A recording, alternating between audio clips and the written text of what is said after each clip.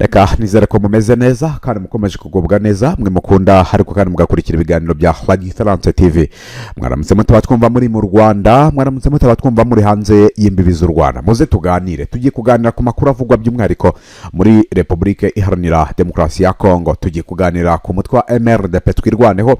Kuri ubu amakuru aravuga ko ufatanyije na M23 ukomeje inzira werekeza Ibaraka, aho bakomeje gushorera ingabo zirimo iz'igihugu cy'u Burundi bazibuza gukomeza kwigarura ibice by'abanyamurenge. Gufata kwa Poezelo aba ba MRDP twirwanaho n'abanyamurenge muri rusange baravuga bati noneho twongeye kuruhukaho, nibura abaturage bongeye kubona inzira zibajyana kugura igitunguru cyangwa se isabune n'ibindi. Ndi kubivuga nk'uko Colonel Lugabo arimo bivuga. Ubu rero igikurikiyeho ni ukwerekeza Ibaraka kwirukanayo ingabo z'igihugu cy'u Burundi. Twari tumaze iminsi tuvuga duti ese ni Uvira iri buze kujya gufatwa kuko nayo irasumbirijwe cyangwa ni Baraka, ariko amakuru mbazaniye nuko umujyi wa Baraka kuri ubu ariho ingabo za MRDP twirwaneho bari kwerekeza. Turabiganiraho mbabwira uko ibintu bikomeje kwitwara.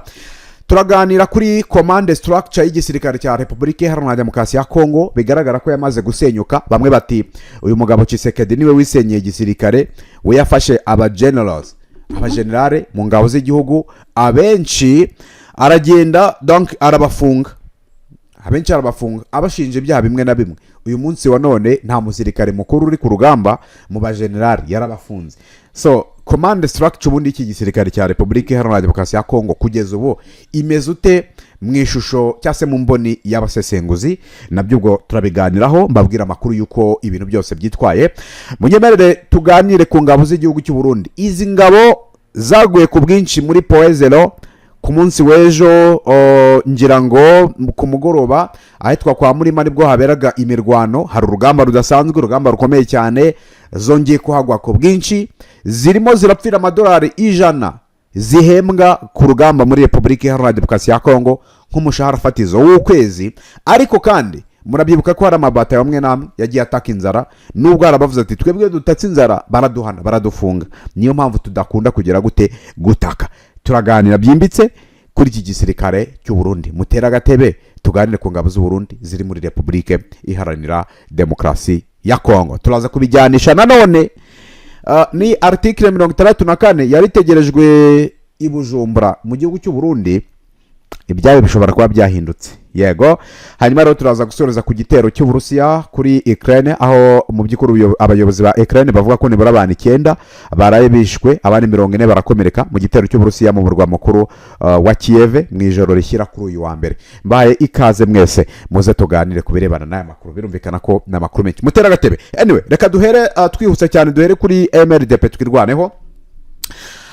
Mu rukerera rwo kuwa gatandatu ushyira ku cyumweru hari ku isaha 8:35 nibwo Colonel Lugabo ibiri officially yemeje ko Poezelo yabaye tombe nyuma y'imirwano idasanzwe. Ariko kandi arenzaho ko ibikoresho byinshi birimo bigenda bitundwa. Nubwo ndavuga ibikoresho by'ingabo z'igihugu cy'u Burundi byari muri Poezelo ndetse n'ingabo za FARDC, kuko ibikoresho byo byari byakomeje kuba byinshi muri bice. Umwanzi baramukubise bamwambura ibikoresho byinshi, akizwa n'amaguru arirukanka, ibikoresho agira gute arabita. Hanyuma abandi baguye aho ngaho nabo ku munsi w'ejo herewe habaho salongo yo kubavanaho, kubararuza kugira ngo bavanwe mu mihana, hanyuma abaturage bakomeze bitambukira badahura n'imirambo y'abasirikare b'igihugu cy'u Burundi. Cyane ko ntago aba basirikare barwana muri coalition ya Republique Iharanira Demokarasi ya Kongo bari bagifite access yo kuza muri Poezelo ngo baje kureba imirambo yabo y'abantu babo bapfuye. Oya,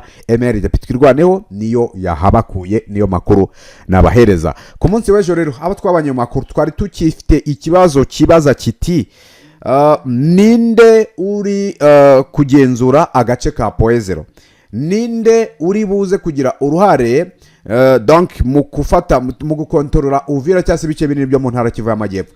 Ese MRDP twirwana ko ifashe Poezelo iraza gukomeza yerekeza muri ibi bice bya Uvira? Ese MRDP iraza kwerekeza Baraka? Amakuru mfite rero muri iki gitondo nakiriye cya none tariki ya 6 aravuga ko umutwe wa MRDP twirwaneho wabonye ko kwirikira Uvira atari byo bibanza, ahubwo bahitamo kwerekeza Karemi, amini Baraka ni inzira iberekeza Karemi. n'ubundi kwerekeza Baraka bisobanuye iki? Abazi imiterere ya Haut Plateau muri bice by'uburasirazuba bwa Repubulika Iharanira Demokarasi ya Kongo barabizi yuko mu gihe ufite bira bice by'iminembwe by'umwihariko nka Poezelo, gukontorora Mwenga biroroshye, gukontorora nabyo biroroshye, ariko mu rwego rwo kugira ngo abo bantu ubanigiremo bazabure aho bavana umusada w'ingabo, uri kumva, ntabwo byari byiza ko uhita ujya muri Uvira, ahubwo icyiza kurushaho ni ukuhita ujya Ibaraka ugafunga inzira iva Karemi ishobora kuvanayo umusada w'ibifaru ndetse n'ibindi, hanyuma abari mu gice cya Uvira naho ni hino za Mwenga muri Haut Plateau bagasigarana ahantu nyine bashobora gukurira intwaro mu gihugu cy'u Burundi, kandi niyo nzira nabwo ubwayo navuga yuko igoye. Iyi rero ni nka strategy y'ingabo za MRDP twirwaneho bari gukoresha, sinzi nimba ibyo mvuze mu byumvise neza cyangwa se ndondogoye, ariko bisubiyemo no kuvuga ngo ingabo ziri muri Haut Plateau ibikoresho iyo byashize zikenera renfort y'ibikoresho iturutse i Karemi. Hanyuma rero gufatwa kwa Baraka iramutse ifashwe na MRDP twirwaneho bisobanuye ko bashobora kuboroka inzira zose zituruka i Karemi zishobora kuzana renfort y'ibikoresho ikaza gusananira ingabo zaba ziri muri bice bya Uvira cyangwa se na za Mwenga. Icyo gihe byaba bitakiri gukunda. So amakuru rero twamenye nuko MRDP twirwaneho ubu tuvugana bari mu nzira berekeza hariya Ibaraka. Abasore rwose b'intare za Sarambwe, abasore b'abanyamurenge barimo barerekeza Ibaraka, bagiye kubohora biriya bice no kwirukana ingabo z'igihugu cy'u Burundi kugira ngo banaboroke iyo nzira ituruka i Karemi. Karemi murazi ko ari inzira yo ku butaka ndetse niyo mu mazi. Iyo mu mazi nayo igihe ufite Baraka nayo navuga ko biba bigoye, kubera ko ntabwo umuntu yaca iruhande Maduyi yaca mu mazi iruhande rwawe, donc yanyura mu mazi ari ufite igice cyo ku butaka. Ibyo ngibyo ubwabyo kugeza ubu navuga ko bigoye. So nuko nguko rero naho ruzingiye. Icyitwa MRDP twirwaneho kiravuga kiti reka tuboke iyi nzira tuhashyira amablokade no mu mazi, biraza gutuma ibyo bice bya Mwenga ndetse na Uvira bisa nkaho binigiwemo hagati. Ngira ngo murimo murabyumva, bazi bira bice murimo murabyumva. Bivuze ngo muri Haut Plateau byanga bikunda renfort zishobora guturuka i Burundi ntago zangana n'izaturuka i Karemi, kuko ntago i Burundi bazahazana igifaru cyabo. Niba kizana bazaba bafite impungenge z'uko intare za Sarambwe isaha n'isaha zishobora kugifata. Twagiye tubona imirwanire y'abarundi birukanka bakizwa n'amaguru. So Dr. Kaniki rero murabyumva ko no ku munsi w'ejo nabumvishije ijambo yavuze ati baturage mwihangane turi ku rugamba kandi twizeye ko vuba tuzabona amahoro. Colonel Rugaba Fidel ati umwanzi. Uyu mugabo Fidel ngewe ikintu nakunze, urabona ko ukuntu harimo donc avuga urugamba uko rwagenze wa ni sofarume y'uwitwa Colonel Wiringoma. Colonel Rugaba Fidel ashobora kuba umusimbura mwiza witwa rwose Colonel Wiringoma. Nawe nuko nguko yabicacambo agavuga ati umwanzi yahaguye, Haduyi twamwambuye ibikoresho, Haduyi yakijijwe n'amaguru arirukanka cyane, mu bikoresho twambuye Haduyi harimo na drone. Ibyo byose akaza akabivuga ukumva ko ni ibintu bifite ukuntu birimo byumvikana. So kugeza ubu rero nuko nguko ibintu nababwira bikomeje kwitwara mu gice cya Kivu y'Amajyepfo kuri MRDP twirwaneho. Mbere yuko berekeza hano kwa Murima amini Baraka, kwa Murima habanje Habatombe barahigarurira. Hanyuma ubwo ngira ngo ni kwa kundi umuntu akubita ibuye rimwe ariko rikica inyoni ebyiri. Gufata aka gace bita kwa Murima ndetse na Poezero mu gihe kitarenze amasaha 24 ni ibintu byiza binagaragaza ko abarwanyi bafise plan. Ku mugano w'abarundi nibo barasaga igihe barasa muri za Kamanyora bifashishije ubutaka bw'iwabo i Burundi. Handi baravugaga ati bafite reglage barimo barashe umunara wa Vedacom hariya muri Kamanyora, ngira ngo murabizi. Aba barwanyi rero ba MRDP twirwaneho na M23 kimwe mu bintu bigaragara nuko bafite reglage, bafite ambition yabo no kugenda bakashyira blockade muri ibyo bice bakaba babyigarurira. Urumva ko ibyo nabyo ubwabyo ni ibintu byiza cyane. Ubwo isaha n'isaha dushobora kumva ngo Baraka tombe cyangwa se Baraka hari imirwano. ubwo rero ku munsi w'ejo n'uyu munsi n'ibyo bikorwa barimo barerekeza ibaraka. ngira ngo ikindi kiri kuranga ibi bihe by'umwihariko kuri uyu wa mbere harabaho n'ubundi bikorwa byo gushyingura abaguye ku rugamba muri biriya bice. nahoze mbona witwa Colonel Rugaba avuga ati twebwe nta ntwaro dufite zihanura drone, nta na drone dufite. ariko hari ikintu abantu birengagiza wenda bagize ngo yabeshye. mu mategeko y'intambara nta ruhande ruba rwemewe. donc n'umunyamakuru kuvuga ngo uru ruhande rufite ibikoresho ibi n'ibi ahangaha bimeze ukuntu uku, ibyo ngibyo ubwabyo ni amakosa. nk'umusirikare yaganiraga na mama w'u Rwagasabo, nk'umusirikare ntabwo ari kuvuga ngo dufite ibikoresho byo guhanura drone, dufite drone mwazikuye hehe? still n'ubundi baracyari rebels, baracyari inyeshyamba. so urumva ko kugeza ubu ntabwo ari uko wemere depite kuri Rwanda idafite ibyo bikoresho. ntabwo wafata poezero irimo wazarendo, irimo FDLR, irimo ingabo z'u Burundi uvuge ngo ntabwo ufite ibikoresho. ntabwo wahanura ziriya helicopter uvuge ngo nta bikoresho ufite. ntabwo imbunda zisanzwe zihanura indege, hoya ibyo ntabwo biba. so ngira ngo rero ni ibintu mu by'ukuri bikomeye cyane abantu banakwiye kumenya. ubwo ku birebana n'urugamba byo nuko rumeze. abanyamurenge bongeye kujya guhaha, bongeye gutuza mu mihana iyo ngiyo baho batuye. ngira ngo wenda ikitazaborohera ni za drone zishobora kutazaborohera, ariko ibindi byose byo biragaragara ko bishobora kuzoroha. biragaragara ko rwose urugamba rushobora kuba ruri kugana ku iherezo. reka twihute twerekeze ku ngabo z'iki gihugu cy'u Burundi. ni ingabo mu by'ukuri nk'uko nawe mbikomojeho nababwiraga nti barimo barashyingura ingabo z'u Burundi hariya mu Minembwe. birababaje, biteye isoni n'agahinda kubona ingabo zo kwa Evariste Ndayishimiye uyu munsi wa none zaraguye muri aho ngaho mu Minembwe zikabura gitabara baza kuzitwara kubera ko ntabwo bari kubona uko bazitabara hara muri poezero. uyu munsi wa none kugira ngo habeho ibiganiro bizisaba bakaba bari gushyingurwa Minembwe. ibaza umusirikare wagiye muri mission akagwa ku rugamba bagenzi be bakamuta, uyu munsi wa none akaba ari gushyingurwa Minembwe mu byobo rusange nk'abandi bajya. iyi ni inkuru ibabaje cyane, ni inkuru iteye isoni n'agahinda ku ngabo z'u Burundi ziri kurwana muri Repubulika Iharanira Demokarasi ya Kongo. ikindi izi ntare za Sarambwe nabonye n'imirwanire yazo abarundi bashaka bayamanika kubera ko ni urugamba mu by'ukuri rukomeye cyane. aba bitwa bambaye ahaga bakivugisha ibiki. igisirikare cy'u Burundi nta kintu kirimo pe, nta kintu kirimo, kereka nimba muri Kongo boherezayo izi mbonera kureza muri CNDD wenda nabyemera.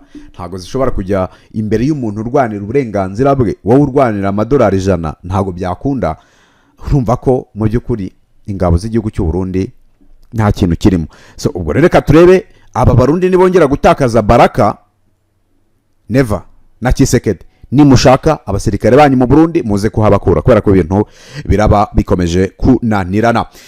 twerekeze no kuri izi ngabo z'igihugu cy'u Burundi. ngira ngo amakuru nabonye mu by'ukuri afitanye isano n'iy'insinzwi ikomeje kurangwa mu ngabo z'igihugu cy'u Burundi, aravuga ko muri izi ngabo z'u Burundi ngo mu by'ukuri batakaje abasirikare benshi kandi bakomeye pe.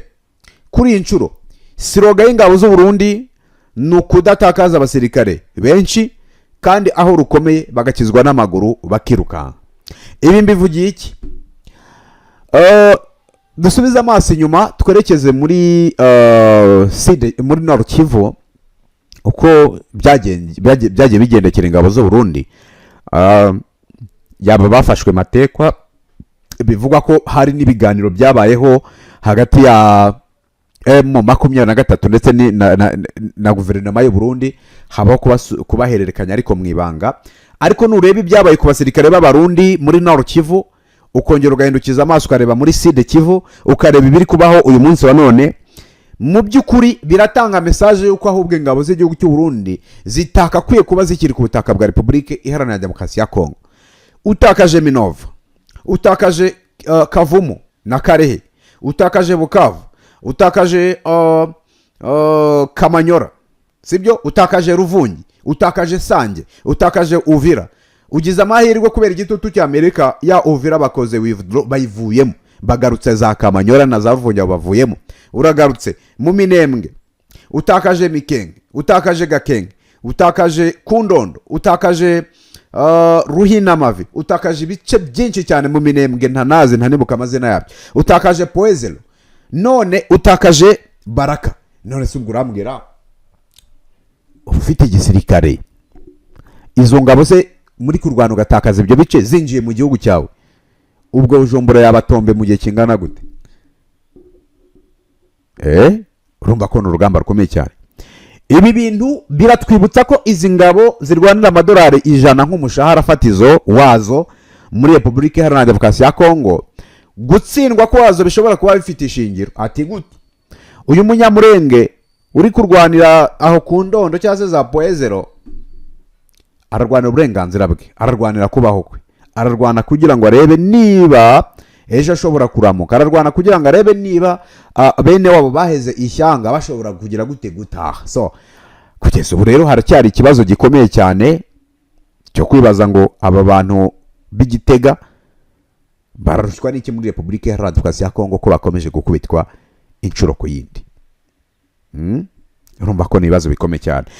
So mu ngabo rero z'u Burundi amakuru avugwamo nuko bafite uko gutumvikana, ariko bidaturuka ku basirikare bato bari ku rugamba, ahubwo bituruka ku ngabo nkuru ziri hejuru yo ngiyo rwose mu nzego nkuru z'igihugu zitari kugira ibyo zumvikanaho, ndetse n'amafaranga amwe namwe akomeje kunyerezwa bigatuma babaho nabi, bakisanga bari mu bikorwa byo gusahura, bakisanga bari mu bikorwa bihonyora uburenganzira bw'ikiremwa muntu mu burasirazuba bwa Kongo, kandi nyamara bagiye kugira gute gutabara. Urumva ko ni ibintu mu by'ukuri navuga ngo birakomeye cyane. Ubwo rero nyuma yo gutakaza Poezelo na kwa Murima, ntuza Baraka nibayitakaza, iki gice cya Baraka mumenye ko ubwo kabaye ikiraza gukurikiraho. Baraka nitakazwa nuko ubwo bice bya Uvira na Mwenga byo biraza gusa nkaho bigoswe ndetse binasumbirijwe kugira gute kurushaho, bisumbirijwe kurushaho.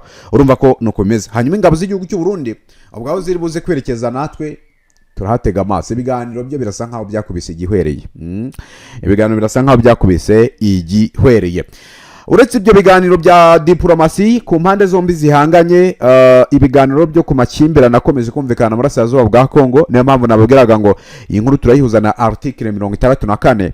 Ibiganiro byari kubera mu gihugu cy'u Burundi. Igihugu cy'u Burundi gifite uruhare mu bikorwa by'ubwicanyi biri kubera muri Kongo, bikozwe n'ingabo zacyo zoherejwe zigiye gutabara iza Kongo, ndetse na Wazaren ndetse na FDLR, kuko FDLR yamaze kuba integrated muri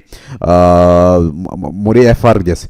Barayifashe, abasirikare bayo bayibongeramo rwose, babintegeramo, ubona ko mu by'ukuri nta n'ikibazo bafite. So n'ingabo z'u Burundi zishinzwa ibyo byose. Iyi article 64 cyangwa se abatavuga rumwe n'ubutegetsi bwa President Felix Antoine Tshisekedi bari muri iri huriro, article 64 bari bategerejwe i Kinshasa kugira ngo habeho ubuhuza. Ibintu bikomeje kugorana. Tshisekedi ntashaka Joseph Kabila. Aba bantu ntago bashaka ko bari buganire Joseph Kabila atari. Uyu mugabo yayoboye iki gihugu imyaka irenga 19. Mu kuyobora iki gihugu niwe mugabo uziranye n'abantu bari bakomeye n'ubundi muri iyo manda, even n'ubu bagikomeye muri manda ya Felix Antoine Tshisekedi. Akaba ariwe muntu ufitanye umubano udasanzwe n'abasirikare bo muri FARDC, kuko uyu munsi igisirikare ndaje mbigarukeho, command structure yarahindutse totally 100%. Nyuma yuko Tshisekedi agifashe, imaze guhinduka se babasirikare bafunzwe ugira ngo ntibafitanye umubano na Kabila. So article 64 yazanyemo amananiza muri ibi biganiro, kuba amahirwe ari kuri 20%, kutaba ari kuri 80%. So bivuze iki rero? Ibintu byo muri Repubulika Iharanira Demokarasi ya Kongo mu gihe hakiri kwijandikamo abantu b'u Burundi biracyagoye rwose, ngira ngo ni ibintu mu by'ukuri bigenda birushaho kugorana. Mu kanya gato cyane nakiriye amakuru ko muri article 64 hari ababyemera bavuga bati tugende tujye Burundi tuganire, neva tujye hagati yacu na Tshisekedi, tubaze Tshisekedi ese kubera icyo ushaka indi manda, kubera icyo ushaka guhindura itegeko nshinga, ese nuhindura itegeko nshinga aba bantu bo mu burasirazuba bw'igihugu batarimo, urumva batari bushyire mu bikorwa bya bindi Loni yasohoye muri raporo? Ubwo ni federation, fata igihugu bakahita bakora federal bakigira state, leta yigenga. icyo gihe urumva utari bo bugambaniye igihugu. Ibyo nibyo abantu batavuga rumwe n'ubutegetsi bwa Tshisekedi bari mu bavuga. Ibi rero nubihuza nuko hari bamwe bavuga bati uyu mugabo ntago yakabaye ari ku ruhande. Uyu mugabo mu by'ukuri ndagira ngo nkubwire ko atakabaye donc ntago yakabaye ataboneka muri ibi biganiro by'abanyekongo. Uri kumva? Urumva ko ni ibintu by'ukuri navuga ko birakomeye cyane. So ubwo rero byose ni ukubitegereza tukareba ikiri buze kujya mbere uko byitwara, ariko ibi bintu by'ibiganiro birasa nkaho biri kugenda bigorana. Bivugiye iki rero? Niyo mpamvu navuze nti tuze kuganira kuri command structure y'iki gihugu. Joseph Kabila kiri ku butegetsi muri Republika Iharanira Demokarasi ya Kongo, yego ibibazo byari bihari, ni nawe watumye imitwe yose ivuka. Iyi bari gufatanya yaba M23, ni Joseph Kabila uri ku butegetsi wanatumye uvuka. Uyu munsi wa none wende yarawujoyininze, ariko nta mugabo utagira amakosa. Ibyo dushobora kubirebaho kuri manda ya Joseph Kabila. Hari n'abasirika, hari n'abaturage benshi rwose muri Kivu y'Amajyaruguru bapfuye, ariko nawe nibura nubwo hari ibitarashyizwe mu bikorwa, ariko bemeye gusinyana amasezerano. Aba bantu bemererwa ko bagiye gushyirwa mu gisirikare cy'igihugu, bagiye Kinshasa, biranga baza gushaka inzira, barongera baritahira, barongera basubira muri za Sabyinyo, baraza bagaba ibitero. Kuza kwa Kabila muri AFC byagizwemo uruhare rutaziguye n'uwitwa Corneille Nangaa, ibyo umuntu yabihamye. Ariko nubwo byagenze uko hagapfa abanyekongo benshi, hagahunga benshi, byaterwaga n'ikibazo n'ubundi nyamukuru, n'ubundi kigihari na n'uyu munsi wa none kitigeze gikemuka, aricyo FDLR. Igisirikare cy'igihugu FARDC ntago kigeze gicikamo ibice. Cyari igisirikare n'ubundi kimwe gifite umugambi umwe, gihurije hamwe, kandi ubona ko mu by'ukuri command structure yacyo yubakitse neza, kuva ku nzego kuva ku musirikare muto kugera ku mukuru bose bubahana. Ariko uyu munsi wa none abari abasirikare bakuru bashyizwe inyuma y'amarido. Already command structure yamaze kwangirika. Abari abasirikare batoya bafite amapeti mato, uyu munsi wa none nibo Tshisekedi yagize gute yiyegereje.